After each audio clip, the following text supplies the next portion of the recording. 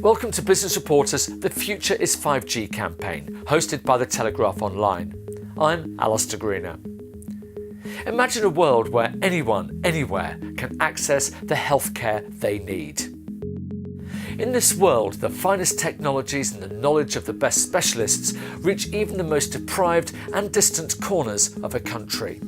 The accurate diagnoses and the sophisticated movements of a skilled surgeon's hands are transferred through thousands of miles in milliseconds, just like videos or emails reach their readers and viewers in the blink of an eye. The King's College Centre for Telecommunications and Research and Ericsson have come up with a solution that makes this a reality. They call it Tactile Internet. Coming from Latin, it describes how touch is transferred with the help of wireless networks from one location to a distant second location. Dr. Prokhar Dasgupta, a pioneer in robotic surgery, believes that this cutting-edge technology is more than an opportunity, it's a necessity. We need to disrupt the way we see medical treatment. If you see an open surgeon operating, they will have a bit of tremor at the ends of their scalpel. The robotic instruments are computerized, so they have absolutely no tremor. There is one problem though. There is no sense of touch at the end of the instruments. It is very difficult to transmit across remote distances and across current robotic systems. In order to do this with haptic feedback technology, you need two things. You need network slicing and you need cloud data sharing. Time is so short, time is so valuable. Why take the doctor all the time to the patient and vice versa? Why don't we have a wonderful communication link between the doctor and the patient? Global health, particularly care of the elderly, is becoming a major challenge for the next generation of doctors. 5G might just be the answer. 5G that Dr. Dasgupta is referring to is the fifth generation of wireless telecommunication networks.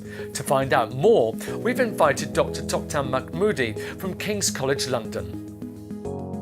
When we talked to Dr. Dasgupta, he was talking about the tactile internet and how it's going to be helping with the training of surgeons. Tell me a little bit more about how that works. When we look into using the tactile internet, or what we call the internet of skill, basically as a tool for training, we look into providing an avatar-like mentor on the junior doctor and helping them constantly, monitoring them constantly, correcting their any error on the spot, and allowing them to do their mileage, to practice as much as they need to practice, but also with the constant supervision of an absolute expert in the world. We hear a lot about 5G, but how close is 5G to becoming a reality, especially when we talk about the medical profession?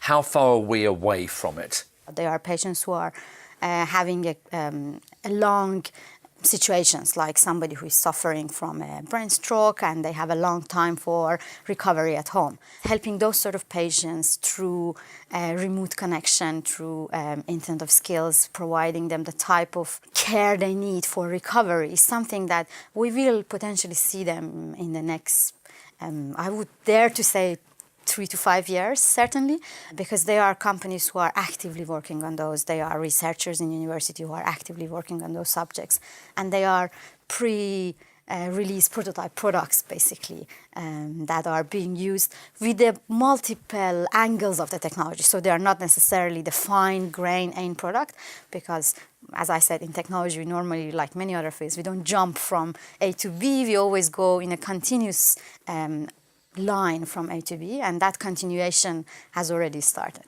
Dr. Mahmoodi from King's College, thank you very much indeed. Thank you very much. It's really fantastic talking with you too.